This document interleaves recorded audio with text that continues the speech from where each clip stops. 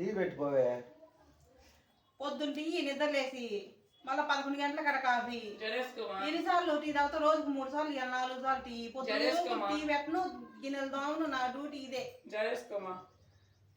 మంచిగా నీవే మంచి పక్క బాటలు తీసుకుని తాగు. జడేసుకోమా, వీడియో జరుగుతుంది. టీ అడిగితే నా వల్ల కాదంటావు, మంచిలు అడిగితే ఆ పక్కన తీసుకు. కనీసం ఆ జడన్న వేసుకుందావు చూడు. నాకు నిజంగా చెయ్యి పోటు కొడుతుందమ్మా. లేస్తే నీ జడగోళ నేను అల్లాడిపోతున్నా. నీ ఒక్కసారి నీ అవతారం చూసుకెట్టున్నావు. మగవాడికి నరకం నీళ్ళు లేవు, వాషింగ్ మిషన్ అయిపోయింది. మోటార్లో వాటర్ ఆపేసాయి. వేసాయి అది మనం తప్ప ఒకసారి వెనక్కి తిరగ. మనం ఒకసారి ఆ పిల్లని చూడు, ఆ పిల్లని చూడు, చూడు ఒకసారి ఆ పిల్లని చూడు. మగవాడికి ఇప్పుడు పొద్దున నేను బజార్కి పోయేవాడిని, అట్టా పోనీలా. ఎప్పుడు పెట్టుకొని ఉన్నావు కదమ్మా. ఆదివారం మేము పని పోనీలా. మరి ఇంట్లో ఎట్ట పొద్దు పోవాలి? టీవీకి చూద్దామని టీవీ రీఛార్జ్ చేసుకోలేదు. టీవీ అవసరం లేదు నా అమ్మాయి అంటది. ఇంట్లో డబ్బాలు మూతలు పెట్టలేదు మా, నిజంగా జోక్ కాదు. ఏం డబ్బాలు? ద్రాక్ష అట్టనే వదిలేసావు, అన్ని వదిలేసావు. మూత పెట్టుకో. నాకేం తలకాయ నొప్పి ఉంది. మీరేం చెప్పిన మాట. కూర్చుంటే మంచిదని ఒకరు అంటారు, నీళ్లు కాబెట్టమని ఒకరు అంటారు, ఓరస్ కలిపిమంటారు, ఒకరు మజ్జిగ అంటారు, మళ్ళీ డబ్బాల మీద మూత అంటారు. ఆడవాళ్ళకి ఆదివారం సెలవు అంటారు, నాకే సెలవు లేదు. అమ్మా నీకు ఎప్పుడు నీకు సెలవు అంటే నీకు పొద్దు పూట ఏమన్నా తెచ్చి పెడతానే, సాయంత్రం పూట తెచ్చి పెడతాను. మధ్యాహ్నం పూట చేసాను కూడా బాధ అయితే అట్లా. అయ్యా అదే సాధింపు సాగించాలి. జమీందారులా సాగించుకున్నావు. అదేమంటే నాకు ఎటుపోయే దిక్కు లేదు, మా పుట్టింటోరు మా ఇంటికి రాలేదు, నాకు ఎటుపోయే దిక్కు లేదు, నా కర్మ నేనేం చేసేదని ఇది ఒక బ్లాక్ మెయిలింగ్. నాకు ఎటుపోయే దిక్కు ఉంది.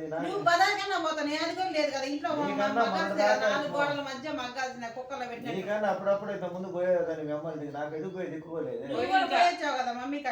ఎప్పుడు మా అమ్మ ఒక రోజు పంపించింది నన్ను ఎప్పుడన్నా. నువ్వు బాగానే నేను వేసుకోను అమ్మాయి, నా జర నా ఇష్టం. జడ వేసుకోవడానికి కూడా బద్దకం మా అమ్మకి. ఏదో వీడియో కోసం అప్పుడప్పుడు కనీసం దువ్విద్ది కానీ లేకపోతే ఆ చింపి చుట్టే. ఇంకా అయ్యా ఎవరైనా కానీ పెళ్ళిళ్ళు చేసుకునే వాళ్ళు ఎవరైనా చూడండి, అత్తగారింటికి మనం పోకపోయినా పర్లేదు కానీ వాళ్ళ కూతురునైనా బాగా చూసుకుని అత్తమామని చూసుకుని. ఎందుకంటే ఇది మగవాడికి ఎంత శిక్ష అంటే ఎటు బానీరు. ఆదివారం ఎక్కడికైనా బాగుంటే ఇద్దరం కలిసిపోవాలంటారు.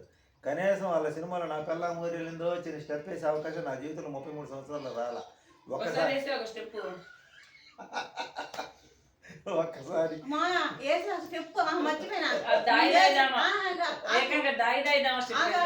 నువ్వు వేయాల్సిన చెప్పులు వేసావు కదా, ఇంకా నీకు ఆనందం మీద నాకు అర్థం కావట్లేదు. మర్చిపోయిన అసలు విషయము. అమ్మా నువ్వే వేయాల్సిన చెప్పులన్నీ వేస్తున్నావు, మళ్ళీ ఎటు పోయే దిక్కు లేదని ఈ వంక ఆ చింపి చుట్టూ చేసుకున్నట్టే నా స్టెప్ వేస్తారు. వేసుకొని మహాలక్ష్మి లాగా ఉన్నావా? ఎందుకు లేదమ్మా, ఏందమ్మా నీ గోళ జుట్టు తల దూకున్నా కానీ నాకు ఓపిక దూకోలేదు. మరి రోజు పొద్దున దూకుంటా. 10 మంది 12 మంది ఇంట్లో ఉండే ఇళ్లలో కూడా ఈ గొడవ ఉండదు. నా జుట్టు గురించి, నా జుట్టు నా జడ మహాలక్ష్మి లేకపోతే దెయ్యం. మహాలక్ష్మి లాగా ఉన్నా నచ్చను, నేను దెయ్యంలా ఉన్నా నచ్చను, ఎట్టున్నా నేను నచ్చను. వదిలేసాయి. బేసిక్ గా లోపం నీలో ఉంది. అది మీకు అర్థమైందా? బెల్లం ఊరి అత్త పుట్టింటికాడికి మనం పోకపోయినా పర్లేదు కానీ వాళ్ళని వెళ్ళేటట్టుగా ఉండేటట్టు చూసుకుంటారు. వాళ్ళు ఎందుకు పోవాలంటే వీళ్ళకి కొంచెం స్వేచ్ఛ కావాలి కాబట్టి. ఎప్పుడు ఇంక ఇదే నెత్తిన శివుడు గంగమ్మ నెత్తిన పెట్టుకున్నట్టుగా వీళ్ళ పొదుగు పిల్లలు నెత్తిన పెట్టుకోవాలి. చాలా బరువు భారం అయితే అప్పుడప్పుడు పుట్టింటికి వెళ్ళాలి, పుట్టింటికి వెళ్ళాలి, అక్క చెల్లెలు ఇంటికి వెళ్ళాలి. కొంచెం వాళ్ళ అక్క చెల్లెలు నన్ను పోకుండా చేసింది కూడా నువ్వే, పోకుండా చేసింది కూడా నువ్వే. కంట్రోలే నువ్వే చేతికి వచ్చింది.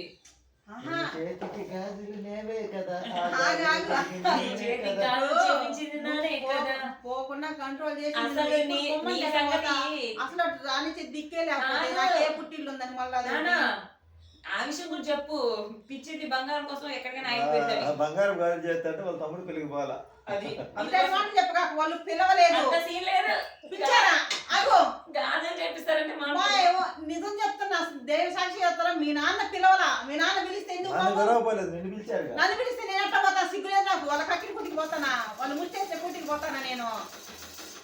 ఇంటికి వచ్చి అమ్మ నాయన ఇంటికి వచ్చి కూతురు పిలిచి అల్లుని పిల్లకుండా ఎవరైనా ఇదే కదా చెప్పింది. ఇప్పుడు దాని గురించి ఆ పిల్లే కదా చెప్పింది.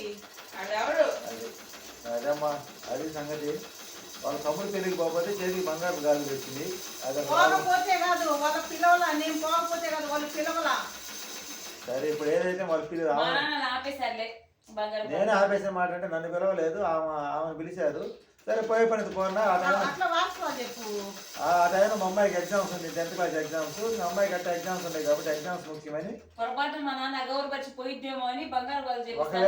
ఒకవేళ ఏమైనా పోయిద్దేమో భయంతో నేను గాజులు చేయించాను ఆ టైంలో. అది ఇప్పుడు మంచిగా అయిందండి. ఇప్పుడు రేపు ఆమెకు ఆపరేషన్ చేశారంటే అయ్యే బ్యాంకులో పెట్టి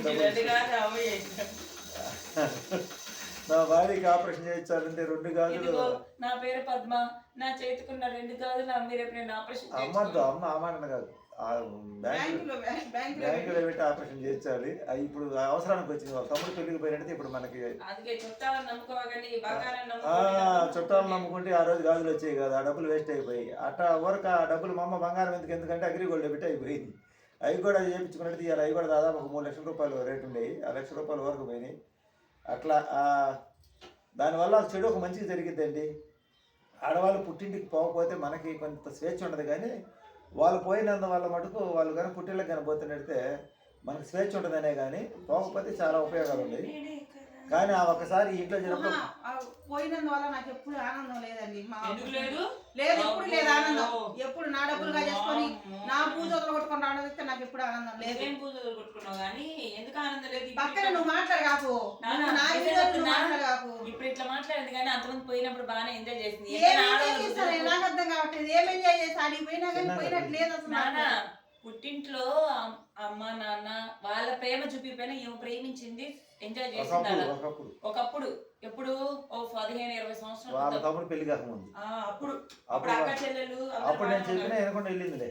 అది అప్పుడులే నువ్వు ఎప్పుడు నీకు ఎప్పుడు పనిష్మెంట్, నువ్వు నా పిల్లల ఊరు వెళ్ళింది నేను స్టెప్ వీణ వాయించాను మీరు. అప్పటి నుంచి ఇంక నువ్వు పోకుండా మానుకుంది. సరిగమ్మ పదనేసి ఎప్పుడైతే చేశాను ఆ సరిగమ్మ పదనేసి చేశారు అప్పటి నుంచి బాటలు. లేకపోతే ఇప్పుడైనా అప్పుడప్పుడు పోయేది బహుశా.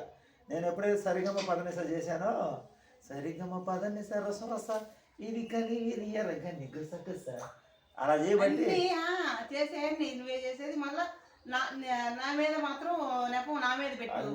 అదే నా మీద పెట్టు చేసేయండి. నువ్వు చేసి నా మీద నెపం నా మీద పుట్టినంటే ఏం చేస్తాను? నేను పుట్టిన ఎప్పుడైనా పోయానా? ఎప్పుడు పోయానమ్మా? అవమానించావు. ఎన్నిసార్లు బతిని అడుగుని పోయావు అంత ముందు? మీ తమ్ముడు పెళ్లికి ముందు ఎన్నిసార్లు పోలేదు? అమ్మో 2007 దాకా బానే ఉంది. 2007 దాకా అయితే వాళ్ళ ఇంటికి వెళ్ళేసరికి అన్ని పెట్టరు, అది మాత్రం వాస్తవమే. కానీ మనం పోయేవాళ్ళం మీరు పిల్లలు ఇద్దరు, మీరు నువ్వు పిల్లలు పోయేవాళ్ళు కదా. ఆడ పోయి మన టిఫిన్ ఖర్చు కూడా మనం కొనుక్కొని మరి మేమందరం ఎవరో టిఫిన్ చేసి పెట్టారు.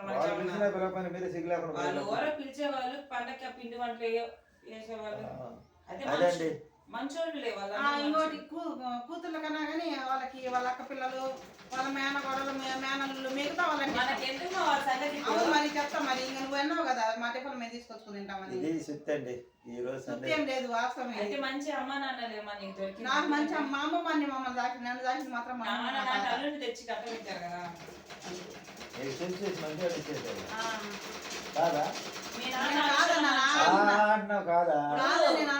మా నాన్న ఆ విషయంలో రాంగ్ స్టెప్ వేశాడు, కానీ మీ నాన్న కరెక్ట్ స్టెప్ వేశాడు. మా నాన్న చూడు నాకు ఎట్లా తెచ్చి కట్టబెట్టాడు. అది మంచి తండ్రి నీకు. మీ నాన్న నీ మీద ఇష్టం లేకపోయినా మంచి వాళ్ళని చూసి ఇచ్చాడు. నేను నా కూతురు మీద ఇష్టం మటుకు ఏం చేశాను పోయి అది నువ్వు అక్కడ తండ్రి స్థానాన్ని కాపాడు. తండ్రి ఎంత గొప్ప. మీ నాన్న మీ అమ్మ మీ నాన్న రుణం తెచ్చుకోలేదు. మీ నాన్న రుణం తెచ్చుకోలేదు. నేను తీసుకోలేదు. నాకు వద్దు కానీ ప్రేమ లేక ఏమో నన్ను తాకిన వాళ్ళు కాదు. ఒక తల్లిదండ్రులు అయితే పెళ్లి చేసి మీ అమ్మ మీ నాన్నే కదే పెళ్లి ఒకటే చేశారు. మీ తాతకి ఇష్టపడలేదు నాకు ఇచ్చేయడానికి. కానీ ఆ విషయం మీ నాన్న కరెక్టేగా. ఏంది మీ తాతకి నాకు ఇచ్చేయడానికి ఇష్టం లేదు నిన్ను. తర్వాత ముగ్గురు ఉన్నారు కాబట్టి ఈ వారం తీసుకుంటే ఆ ముగ్గురి. అరే మీ తాత ఆ రోజు ఒప్పుకోరు నాకు ఇచ్చి చేయడానికి. మీ నాన్న ఆ విషయంలో కరెక్టే. మంచిగా ఒప్పుకో. నేను ఎందుకు ఒప్పుకుంటా? కృతజ్ఞతగా ఉండే మీ నాన్నే నాకు ఇచ్చేసింది. మీ తాత ఒప్పుకోలేదు. కృతజ్ఞత లేదు. మీ తాత ఏడ్చాడు మన పెళ్ళప్పుడు కూడా. మా తాత ఏడ్చాడు.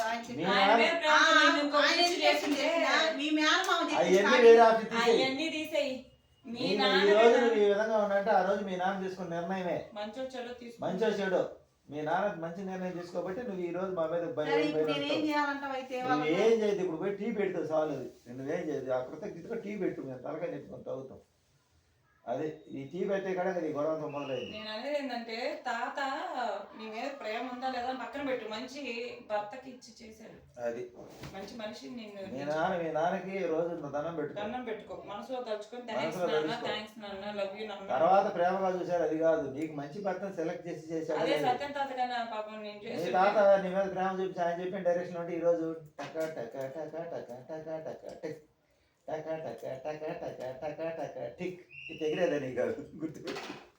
సరే, ఇదండి సండే మా వీడియోస్.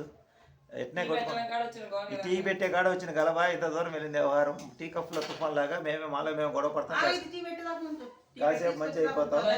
కింద నాకు టీ పెట్ట